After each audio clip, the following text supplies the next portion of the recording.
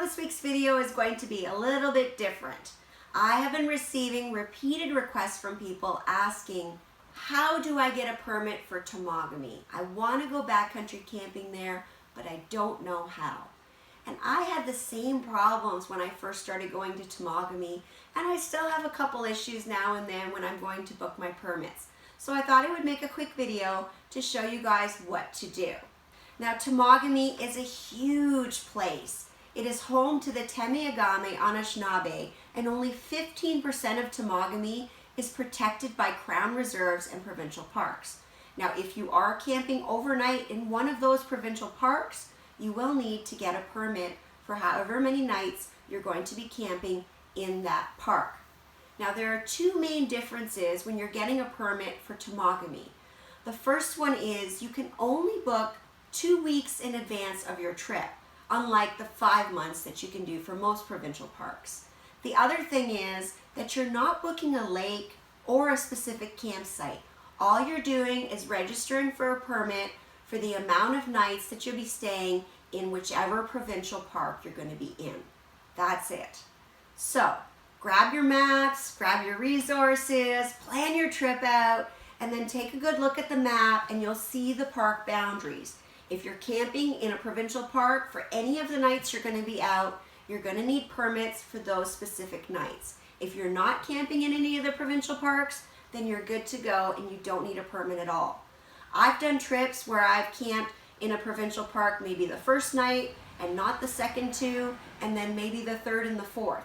So I've had to get permits for each night that I'm in the parks, and when I'm not camping in the parks, then I don't need one. The Ontario Park site is a little bit tricky, so I'm just going to walk you through which tabs you hit so that you can get your permit so that you can go on your backcountry trip in Temagami. Here is a screenshot of the Ontario Parks website. As you can see in the bottom left corner, there's a tab that says Reserve Online Now. This is the same place that you would go to book your normal provincial park backcountry campsites. Click the button to proceed to the next screen. Again, if you're familiar with booking backcountry campsite reservations, this page will look very familiar to you. Normally here, you would click the second tab that says Backcountry. But for booking in Temagami, you're going to book Backcountry Registration. When you pick this tab, you will be brought to another screen similar to the one you use when you're booking a normal backcountry campsite in most provincial parks. You will need to pick the park, the date, the party size, and your access point. When you go to pick the park in the first box, you will just pick Temagami. This will include all 5 of the provincial parks that you can choose to stay in while you're there.